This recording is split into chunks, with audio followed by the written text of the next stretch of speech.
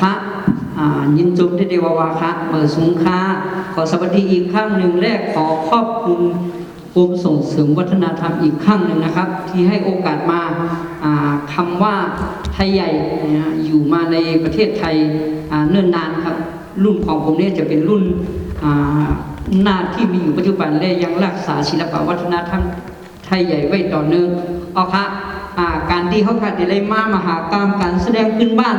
ลีลาศิลปินพื้นบ้านมาในง่ายๆครับคุณพี่น้องไต้เฮาค่ะไต้เฮาค่ะอันมีอยู่เมืองไต้อันมีอยู่เมืองไทยกูที่กูเรียนว่าเก่งใหม่เก่งไฮกรุงเทพแดนนอกเมือง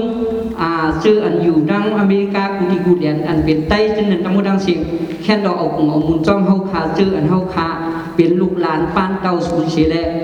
ฮักหอมตอมแป้งฟิงเอฟิงทุ่งไต้เฮาค่ะตาดีมาฮอดถึงดีศูนย์วัฒนธรรมแห่งชาตินั้นในมันจะง่ายๆในก็เบื้องนั้นเฮาค่ะเลยคัดเจอมากยาวข้าวนานเลยดีสืบคัดเจอสิเลยปันแห้งเฮาค่ะกว่าแลจอยเทียมกันกว่าวันลื่นมือหนาเสียกำค่ะขอสวัสดีครับเมื่อสุงค่ะ